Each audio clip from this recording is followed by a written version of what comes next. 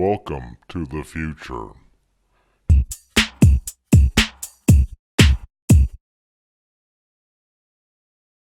Welcome to the Muxall Open IoT channel. I am your host, Michael Crane.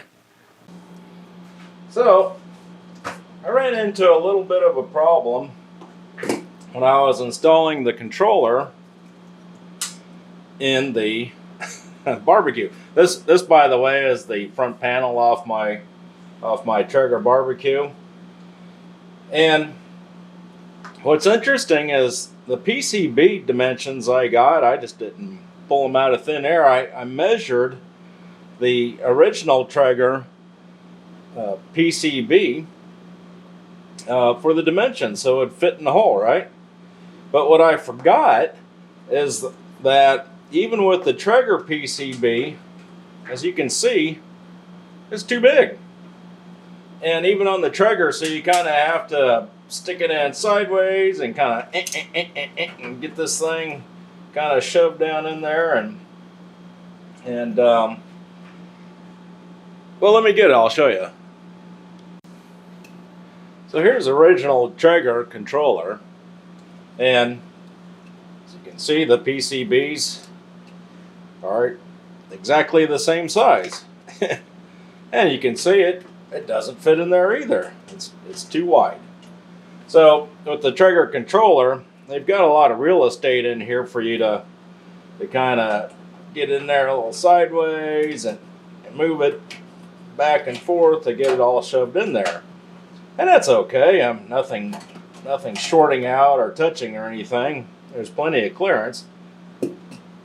But with mine, I actually originally, I don't know if you remember, I had headers right here, right, to attach the button panel to the main PCB.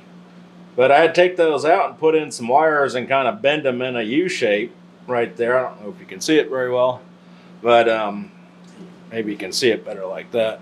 Anyway, I had to bend them in a U shape so I could get my controller in. Oops.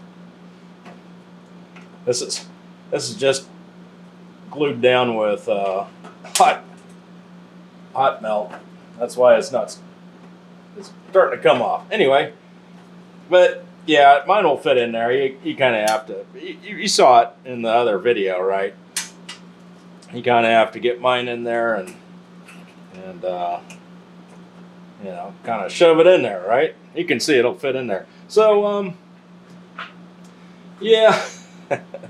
So there's one of two fixes I can do for this. I can either make the PCB narrower, and I think to make it, I don't know, I'd have to look here. Oh, let me go get a PCB. So here's the main PCB, and so it looks like maybe a quarter or an eighth of an inch on each side, so to make it kind of fit in there. I could measure. I'll measure it here in a minute. But the other problem is so the power panel is the exact same size as the main PCB panel, and I don't know. We probably have enough room to kind of squeeze it down some. So I don't know. Narrowing it is an option to make it fit. And if you're wondering why they made the hole this small when the controller was this big, it's because this is one of the original controllers for the Traeger barbecue, and you can see it just had a low, medium, or a high, medium, and smoke setting, and a power button. And as you can see, there wasn't a whole lot on that, and it fit in there with no problem. So they were probably thinking, yeah, that's more than enough room, right? But you know, when they started adding a bunch of intelligence to it and chips and that sort of thing, they had to make the board a little bigger. Okay, so here's the the controller with the high voltage board attached. If you're wondering about these headers, by the way, these won't be on the production models. They'll be wires, and that'll also bring it in tighter this way. Okay. So, but anyway, back to our width issue. So, yeah, as you can see, we're struggling now. Now, of course, this is not supposed to be living there. He should be in the front right here. And if you watch your previous videos about this Meanwell power supply, you know the problems I had with that. It's, for one thing, it's got bodge wires under it, which pokes it out, and it's not sitting on the PCB right. But that being what it is, even, you know, trying to get this thing in with that big, well, I'd have to take these off. But so here's the where is it? So here's a high voltage board right here. Yeah, so it'd have to, you know, we'd have to kind of get it in and move it, you know, this way and that way. Whoops. And, you know, kind of get it all off in there. And I don't know if I like that. I think we can make this high voltage board narrower, or narrow enough to where it fits all the way in there, right? And also the main PCB, I might look at. Main PCB is pretty crowded in there, but we'll see. And this right here, we can probably leave it the width it is right now, because it doesn't need to go through the hole. All right. All right. So here's my things to do list, and really, I guess it's not that bad. We'll go over it real quick. So I label things A, B, and C. You know, A being urgent and important, B being not urgent but important, and C being urgent and not important, D being not urgent and not important. And I actually got that from the 7 Habits of Highly Effective People. So if you read it, you know, you're familiar with that. Anyway, this right here, this design is just I was going to put together a list of requirements to make sure that I check all the boxes before shipping the controller, right? And I started the list down here. You've heard me talk about this stuff. Should operate close to the same as the original controller. Must fit in the original hole. For cooking profiles, low pellet alarm, cook done alarm. And 240 or 220, 240 AC support for our European friends. Well, not European necessarily, for anyone that uses that in other countries. Our friends in other countries. Okay, so these right here are the big hitters. So, like we looked at earlier, we need to reduce. Oh, actually, we didn't talk about that any, but we did talk about number 3 right here. The PCBs are too wide to fit in the front panel holes. We either need to reduce the width or move the board-to-board connections around, you know, so we can kind of into the hole. I'm really okay with either one of those fixes. It'd be kind of nice to reduce it, but I don't want to, you know, crowd everything and cause, you know, more problems. Trying to cram too much stuff in a small space. So anyway, we'll look at that. Yeah, the controller's a little bit deep, and I know I didn't show you this on when we were looking at the bench. So as you saw, the controller's it might be about 10 centimeters too deep. And we'll look at that. We might be able to shorten it up a little bit. Or I was also thinking that I could move that power supply to the bottom of the PCB, and that would give us plenty of room. And it actually might make more sense since it would be closer to the button panel, which also uses the 5 volts coming off that power supply, right? Instead of it being at the top and having to route it all the way down, it can just you know, be right there. And the last thing I wanted to look at here was reducing the length of the PCB to allow for the clearance of the 3.5mm jacks and the toggle switch. And as you can see right here, here's where the toggle switch goes. Here's where the 3.5mm jacks go.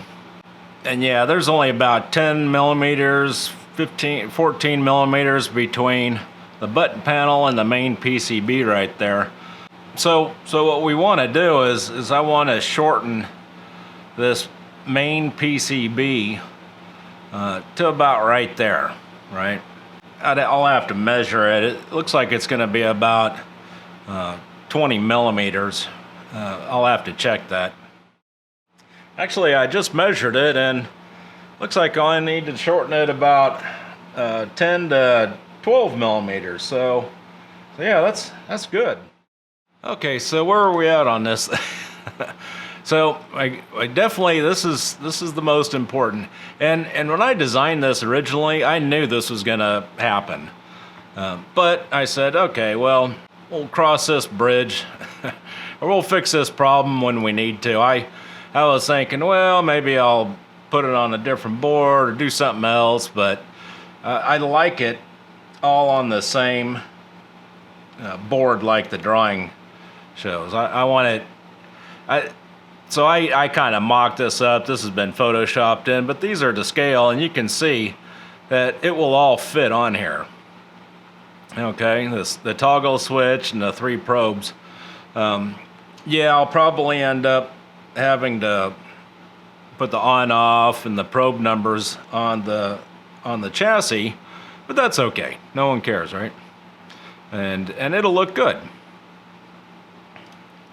So yeah, this is definitely a number 1. Reduce, and this is just the main board. I don't know if I wrote it anywhere. Okay, so I made this plastic control panel for my barbecue, so it'd be easier to work on and shoot video of. I know there's a lot of reflection. Hopefully you can see okay, but I wanted to show you. So here's the Muxall controller, and one of the things that I ran into is the pellet hopper right here. It's kind of like a silo, so it's angled down. I think you should be able to see it. Hopefully you're able to see it. But what's happening is the back of this power supply is hitting this, and it's not allowing it to go all the way in. Now, granted, there's, I don't know, what about 5 millimeters. Because of some bodge wires, it's not sitting straight on this, so it needs to come down at least, looks like 10 millimeters probably. So when I was fitting it in here, and I was actually fitting it in the other one,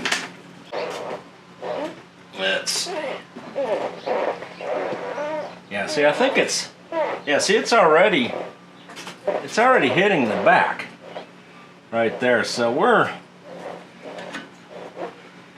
probably a good, we're a good 20 centimeters back. I don't know if I'm going to be able to drop that guy. I mean, like I said, it's gonna make a difference, especially, since that thing slopes. I'm going to drop the power supply down 20 centimeters, 10 centimeters. I mean 10 millimeters, and it might give us. We might only be 10 millimeters out, and I might still be able to get that out of,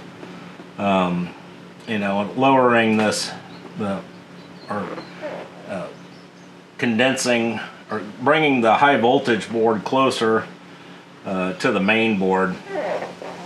But yeah, see, I just rotating it down got me about, got us about 10 more millimeters. So I think we're about 10 millimeters out. So we'll have to look at that. Okay, and then we also looked at the controller is too deep, right? And maybe by 10 centimeters. We'll see. We're real close. I mean, as soon as I move that power supply down, I think we're gonna be pretty close. And 10 centimeters, you know, if we move that power supply to the bottom on the high voltage board, that'll definitely fix all our problems. So, and also this reduce the size of the temp probe terminal blocks. If you're wondering, yes, I am going to keep the terminal blocks, and the reason why is so this is one of the pictures.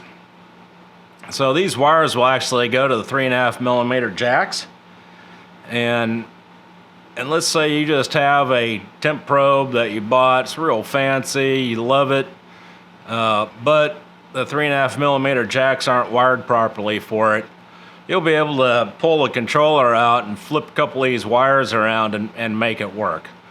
Well, my goal is for the controller to be able to handle anything you plug in it without having to rewire.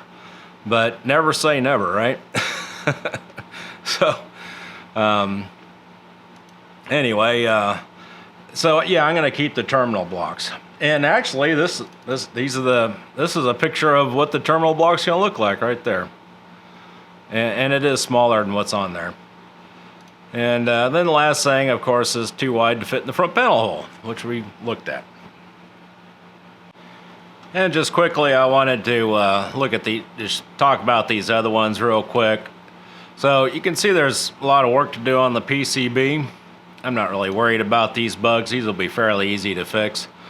I think this right here is going to take the longest. But yeah, so I need to adjust the footprints for the onboard diodes.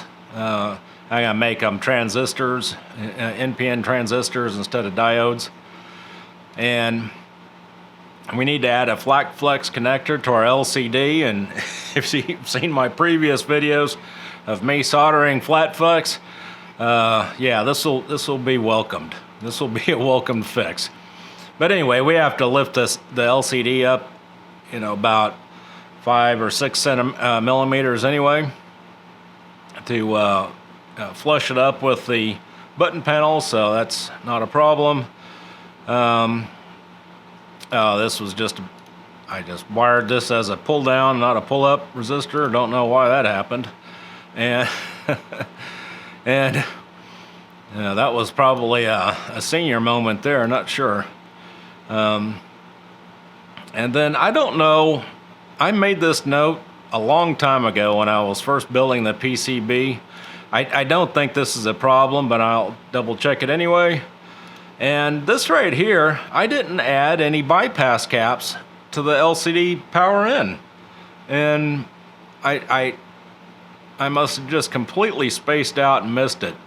The LCD probably has some on the chip-on board, but I'm gonna add more anyway.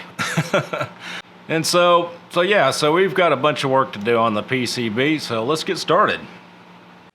Don't forget, you can support the Muxall Open IoT channel by donation using a credit card and PayPal, or by purchasing products at the Muxall store. Details and links are in the description under this video. Well, that's it for this video. If you liked the video, give it a big thumbs up, that helps, and hit the subscribe button, that really helps. If you have any questions or comments, post them in the comments under this video. Thanks for watching, and I'll see you next time.